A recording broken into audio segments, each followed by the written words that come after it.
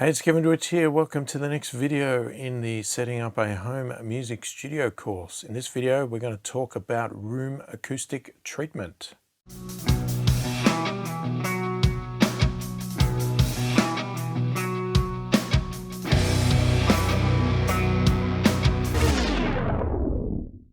So, room acoustic treatment. What the heck is it and why do you need it? Basically, if you look behind me, I've got some colored panels here. And these colored panels are room acoustic treatment. Now, the reason that they're there is that several reasons. Our home music studio room was not designed to be a music studio.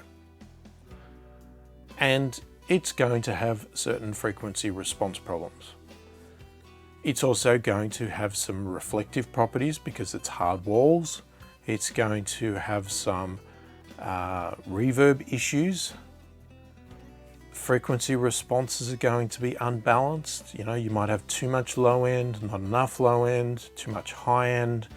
We're going to have audio signals bouncing backwards and forwards off walls and walls and walls and walls and hitting your ears and skewing stereo fields, throwing everything out of whack, making everything sound too echoey, reverby, or noisy, whatever the problem may be. So the goal of the acoustic treatment is to try and balance out that frequency response in our room and also to reduce some of the reflection properties. So now you may hear, if you imagine you're doing a recording, if you go into a bathroom or something to do a recording, it can sound horrible because of the amount of reverb you're getting because of all the hard tile floors and walls, the audio signals bouncing backwards and forwards so much, it sounds like an echo chamber. It just sounds ridiculous, or a cave where there's all hard walls. You get that cave sound.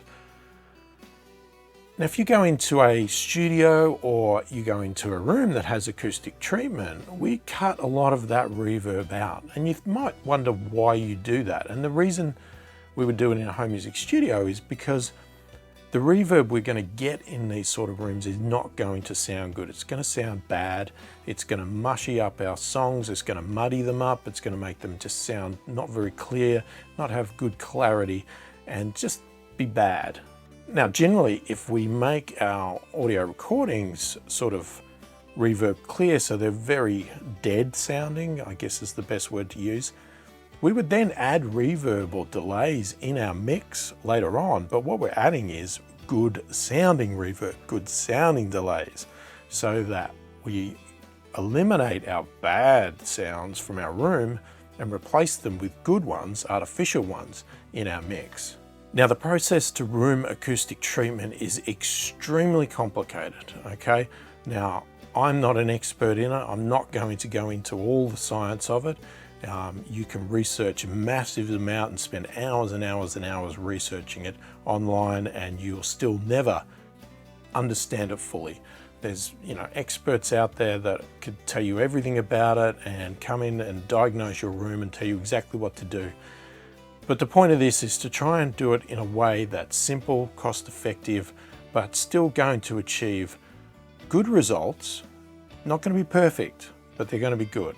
So I'm not going to suggest that you go and hire a professional to come in and diagnose your room or analyze it and work out exactly what frequencies you need to treat and go and spend this amount of money, thousands of dollars on these particular treatments and put them here and put them there.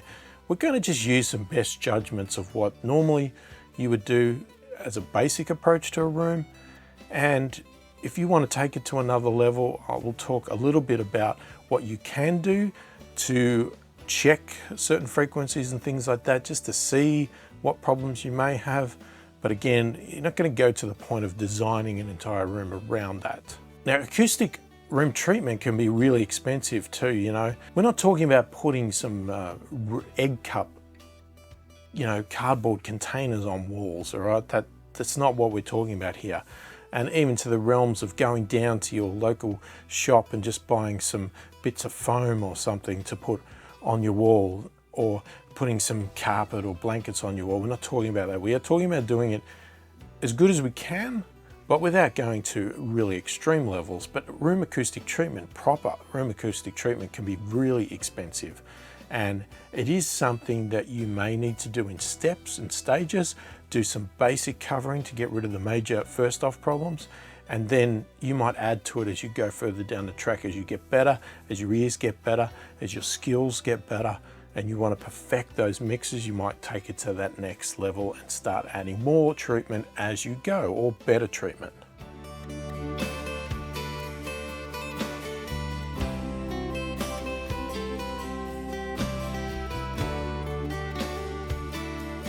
So most of the room acoustic treatment is either going to be made from some specially designed sort of foam applications, or some, depending on where you live, it could be called fiberglass, rock wool, things like that. There's different structures and different forms of it, but it's usually sort of, something that you imagine is a thick absorbive type material, because what we want to do is we want to soak up those frequencies and not let them bounce back, or soak them up so they don't bounce back and then boost or nullify other frequencies as they go. So that's like the bass treatment. We're trying to absorb some of that bass, contain it so that it doesn't keep bouncing around the room and causing problems as it's moving around the room. So there's many locations you can look at for your room treatment. Obviously there's the walls, there's the ceilings. You might have hard floors that you might want to put a rug down on, or some carpet. You've got windows, doors. Windows, you can put thick curtains over the top. Doors, obviously you could put something on the doors if you want to, or that. So there's lots of ways to do it, and lots that you can actually achieve. Now, what you need to also balance out is, because we're talking about a home music studio, we're assuming that we're going to be recording in here. We don't necessarily want to make this room so dead that it just sounds really horrible. Especially if you're recording things like drums or something, you may want the room where the drums are, or the part of the room where the drums are, to be a little bit live, right? Not totally dead. You want a little bit of that reverb, that little bit of that reflections off the wall, and that to create that energy that drums can have and other instruments. So you may do half of the room with some treatment, and the other half you may keep a little bit more live without the treatment. Okay, we don't want to cover all the walls and all the floors and roofs and everything in acoustic treatment, because if you've ever been in a room like that, it's absolutely horrible. It's almost like you can't breathe, because there's just nothing, there's no life to it. It's just totally dead, and just sucks all the audio and all of the sounds and everything out of you. All right, so probably the very first thing I would get in the way of acoustic treatment, and it's obviously one of the cheapest as well, is to get some isolation pads to put under your studio monitors. So assuming you've bought studio monitors, if they're on your desk, you want to get some of these absorption foam blocks, or you can get some specially designed ones like I have, that are supposed to, not only you can set different levels, the heights of your studio monitors, but they're supposed to isolate the frequencies as well. And what they do is they are supposed to remove the frequencies, or stop the frequencies getting into the desk. And if you've ever played an instrument or something and touched it on a desk while you're playing it, you suddenly hear the volume of the audio lift up, because that desk starts to become almost like a speaker. It's heightening and presenting the frequencies more. So if your studio monitors are sitting on the desk, in theory, that is happening. It's going into the desk vibrating, it's livening up, giving more energy to the audio. So putting these isolation blocks under the studio monitors is supposed to prevent that and isolate your studio monitors so they're representing as they are meant to.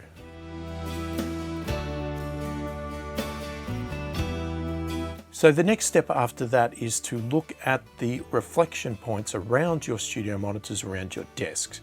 So usually what you're going to be looking at is you're going to look at the sides of your desks, possibly behind your desk, maybe even behind you, so which would be in front of your desk, and possibly on the roof with what they call a cloud, so you sort of have some isolation panels hanging off the roof. So obviously, in order of tackling it for price wise, I would start with the sides. I'd potentially do behind the desk, and I would do in front, and then I might look at the roof after that. How you treat that is sort of up to you. Obviously, behind the desk and in front of the desk, you just want to cover the spots where you could see the speakers reflecting off the walls. With the sides, you're going to use a tactic. It's sort of the mirror tactic. Okay, and what it involves having a mirror, and usually this works better if you've got two people. If you can't get two people and it's just you by yourself, then you need to find a way to attach a nice big mirror to a stick that you can hold out. And the trick is that what you want to do, if you have a partner that can pull it along the wall, you want them to start sort of behind the studio monitors and slowly move the mirror along the wall, going back behind you. And while you're sitting at your mixing position at your desk, you want to mark or pay attention on the wall as soon as you see in the mirror your studio monitors. Because if you see your studio monitors, that means it's a reflection point for audio. You need to think of your studio monitors like a set of eyes. Whatever it can see, if it was an eye, whatever it's looking at, that's where the audio is going. That's where it's going to hit and bounce off. So using the mirror trick, we can see from our sitting position a reflection point on the side by seeing where we can see the studio monitor. As soon as we can see the studio monitor, we mark that as the start point. Then you keep moving the mirror back and you mark where you lose track of it. You then want to place your studio acoustic treatment there to stop that reflection by foam or fiberglass or whatever. And you're going to repeat that process on both sides of the room. Now, as I said, the back and the front, they're sort of more along the lines of, again, just imagine, stand behind your speakers, whatever, or in front of them, and imagine where the audio is going to point. Now, the reason you do behind is because some audio does come out the back of your speakers. Depending on how they're designed, they may have bass ports that come out the back as well. If they do, that's going to be pushed into the back wall, so you may want to control those. Now with the roof one, same tactic applies. This one's a little bit harder to do, but it's the same principle. When you're sitting at your desk, if you're looking up at the ceiling, you look up at this mirror, you should be able to see where your studio monitors will be creating a reflection point by seeing them appear in the mirror and then out of the mirror. And that is where you would place your cloud of studio treatment.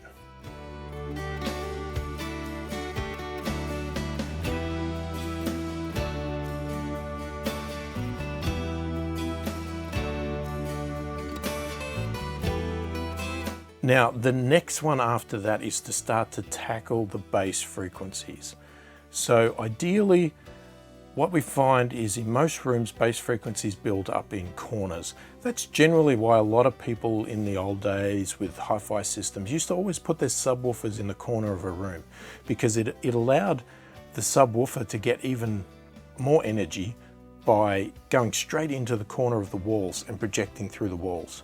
So bass frequencies we find build up in corners. So what we do is we put big panels in each of the corners going from floor to roof of your room, and then you can even find that they'll build up in the corners horizontally, so between roof and walls and those sort of corners. So you could treat those as well with some angled panels. So what type of treatment you get is obviously going to be based on what you can afford and what you can get in your area. The foam ones are generally going to be more reasonably priced, still expensive but reasonably priced, but they're less efficient. Okay, you can get proper built ones from other people that use rock wool or fiberglass, a lot thicker, a lot more designed for the appropriate frequencies. You can get specially designed ones for bass to fix your frequency response at your low end to go in your corners. You can also get the ones on the walls, which may be thinner because they're going to tackle the high end, which is generally where your reflections are going to be. Or you could get a best of both worlds, and what you could do is you could find a way to build your own like I did. So I've actually built my own because I couldn't find them in my local area that was affordable or even remotely close to being able to be purchased. So it was actually cheaper, a lot more hard work to build my own, and these ones I have here I actually built myself. And are they acoustically designed appropriately by engineers, etc.? No, Do they do the job? I think they do. Do they create a perfect room? No, of course they don't. But they work for me and they control the frequencies as best as I can. I know my room's not perfect. I'm not going to kid myself. I know that, but I know how to work with it.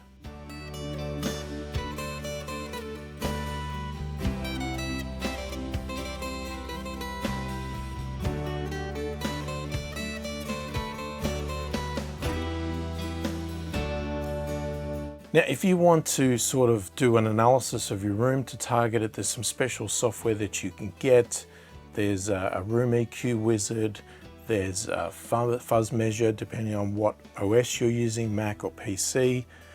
You can buy specially designed room analysis microphones. These are designed to be very flat response mics, so they're supposed to pick your frequencies up. I have used them. You can obviously get room correction tools as well, things like IK Multimedia Arc, Sonar Works. I actually use that. But generally what I like to do with those room correction tools is use them after I've treated my room, all right? You want to get the most out of your room as you can naturally with room treatment, and then you can use some room correction software and things like that. And they have microphones to do diagnostics, etc. So the details of how you do that is very complicated. You can look it up. So if you do decide to analyze your room as you're treating it, what my suggestion is analyze the room before you put your treatment in, get a baseline, have a look at what you think you need to fix, where the frequency response are, the reflections, where they're happening, distances, that sort of thing, because you can actually calculate where the reflection points are in your room. But generally, if you just look for any hard surface that the audio could be bouncing off, especially if it's in line with your studio monitors, there's a good chance that that's a place that you could put treatment, but don't go overboard. Obviously, as I said, do your microphone analysis without the treatment. Then as you're adding treatment, each step of the way, do another test, compare the graphs as you're going to make sure that you actually are getting improvements and that you're seeing the results you want. Put some more treatment in, do another test. Put some more in, do another test. But that all depends on how far you want to go. That's if you want to go to that level of checking that. Otherwise, if you don't want to get to that level and you just want to put some treatment in, so just follow my tips in here, have a look at the PDF where I've got some diagrams, etc. and I'll show you some more things, and you should get some pretty good results. Again, they're not going to be perfect. We're not talking about a perfect studio here, but we're talking about getting the best we can out of what we have and then working with it as we go.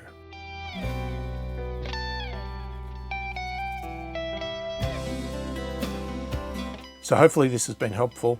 If you have any questions about room acoustic treatment, please put them in the comments. Again, happy to help where I can. I'm not an expert, but I can guide you with what I've been through, what problems I found, what tactics I used to fix those problems, or at least address those problems.